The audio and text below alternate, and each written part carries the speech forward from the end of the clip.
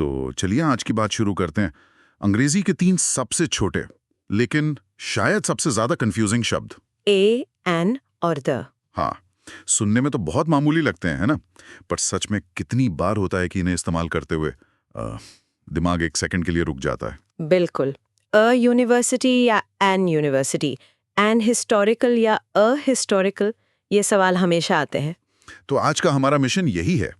हम उस एक ट्रिक को समझेंगे जो इस सारे कंफ्यूजन को दूर कर सकती है। और इसके लिए हमारे पास एक बहुत ही दिलचस्प एजुकेशनल वीडियो है जो एक तरह से हमारा गाइड होगा। और ये समझना जरूरी भी है क्योंकि ये सिर्फ ग्रामर नहीं है, ये कम्युनिकेशन है। मतलब आई नीड अ पेन और आई नीड द पेन में बहुत बड़ा फर्क है। हाँ, एक में कोई भी पेन चलेगा, दूसरे में वही खास पेन चाहिए। बिल्कुल। ये छोटे शब्द पूरे वाक्य का मतलब, उसका कॉन्टेक्स्ट ही बदल देते हैं। सही बात है। तो चलिए इसी से शुरू करते हैं। हमारे सोर्स में एक बड़ा अच्छा उदाहरण दिया है फल की दुकान का। मान लीजिए आप दुकान पर कहते हैं can I have an apple. तो इसका क्या मतलब हुआ? कोई भी सेब। कोई भी एक, ढेर में से कोई भी चलेगा। हाँ। ये हुआ अनिश्चित, इनडेफिनिट। और अगर आप एक खास सेब की तरफ इशारा करके कहते हैं can I have the Apple, तो अब मामला बदल गया। हाँ, अब आप कोई भी नहीं बल्कि वही वाला सेब मांग रहे हैं। ये हो गया निश्चित, डेफिनेट। तो यहीं से ए और एन एक टीम में आ जाते हैं और द दूसरी टीम में। बिल्कुल, एक सामान्य के लिए, दूसरा किसी खास चीज के लिए। ठीक है, तो द का मामला तो काफी हद तक साफ है कि वो खास यानी डेफिनेट चीजों के लिए है। लेकिन पहले उस बड़े सवाल पर आते हैं जो सबको परेशान करता है, ए और एन के बीच कैसे चुने। और यहीं पर वो गोल्डन रूल या मैजिक ट्रिक आती है। हाँ, जो कहती है कि स्पेलिंग को मत देखो। बिल्कुल, पूरा खेल शब्द की पहली ध्वनि यानी फर्स्ट साउंड का है। और ये कोई नया नियम नहीं है ना, मतलब ये तो नहीं, बिल्कुल नहीं। ये तो क्लासिक ग्रामर की किताबों जैसे रेन एंड मार्टिन में भी साफ साफ लिखा है। ये एक बहुत ही स्थापित सिद्धांत है। बस हम लोग अक्सर ए, ई, आई, ओ, यू यानी वाउल्स की स्पेलिंग में खो जाते हैं। सही। जबकि करना सिर्फ इतना है कि उस शब्द को जोर से बोलकर उसकी पहली ध्वनि को सुनना है, बस। चलिए इसको उदाहरण से समझते हैं। सबसे क्लासिक उदाहरण है यूनिवर्सिटी।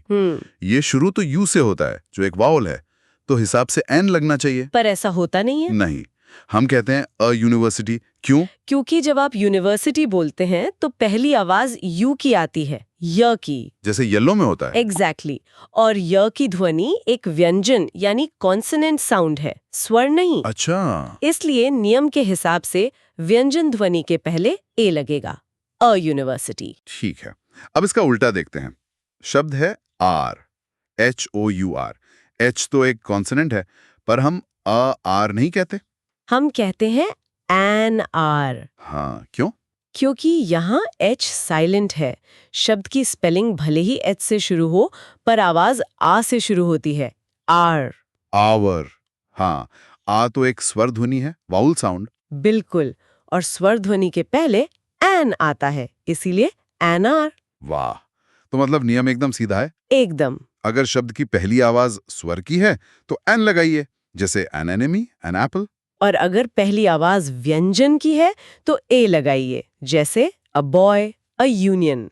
यूनियन में भी वही यूनिवर्सिटी वाला लॉजिक है, यू की आवाज। हाँ, य की ध्वनि, अ यूनियन। चलिए, तो एक छोटा सा अभ्यास करते हैं।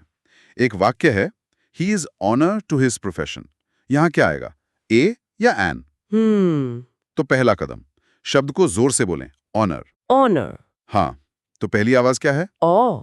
यहां भी एच साइलेंट है और ओ एक स्वर ध्वनि है। वाउल साउंड, बिल्कुल। तो नियम के हिसाब से एन लगेगा।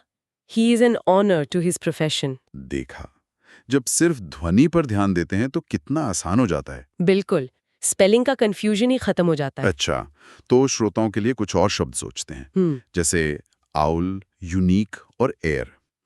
यूनिक में वही यूनिवर्सिटी वाली ट्रिक है। हाँ। यूनिक की आवाज य से शुरू होती है तो और यूनिक पीस। और आउल में आ की आवाज है तो एन आउल। N owl.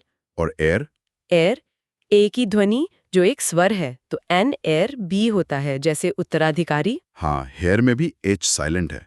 कमाल है। ये पूरा पैटर्न ही ध्वनि पर बना है। तो अगर हम अब तक की बातचीत को समेटें तो 3 मुख्य बातें हैं। पहली, द का इस्तेमाल खास निश्चित चीजों के लिए होता है। सही। दूसरी, ए या एन का इस्तेमाल किसी भी आम अनिश्चित चीज के लिए होता है। और तीसरी और सबसे जरूरी, अ और एन में से क्या चुनना है, इसका फैसला हमेशा आवाज पर होता है, स्पेलिंग पर नहीं। बिल्कुल। और ये सिर्फ एक ट्रिक नहीं है, इसमें महारत हासिल करने से अंग्रेजी लिखने और बोलने में जो आत्मविश्वास आता है ना, वो अलग ही है। ये दिखाता है कि भाषा को सिर्फ रटना नहीं है, उसको सुनना है, उसकी लय को समझना है। वाह, ये आवाज बनाम स्पेलिंग का आइडिया तो वाकई बहुत गहरा है। यह हमें याद दिलाता है कि भाषा पहले बोली गई थी, लिखी तो बहुत बाद में गई। एग्जैक्टली। उसकी आत्मा उसकी ध्वनि में है, अक्षरों में नहीं। और इसी सोच के साथ एक सवाल दिमाग में आता है पूछिए। कि जब हमें ये पता चलता है कि ग्रामर का एक इतना बुनियादी नियम पूरी तरह से ध्वनि और प्रवाह पर आधारित है, तो क्या ये मुमकिन है कि अंग्रेजी के और भी कई स्पेलिंग के नियम असल में ध्वनि के नियम हो, ये एक बहुत ही दिलचस्प सवाल है। जिन्हें शायद हम गलत तरीके से सिर्फ रटकर याद करने की कोशिश कर रहे हैं? बिल्कुल। और अगर ऐसा है, तो क्या हमें किसी भी नई भाषा को सीखने का अपना तरीका बदलना चाहिए?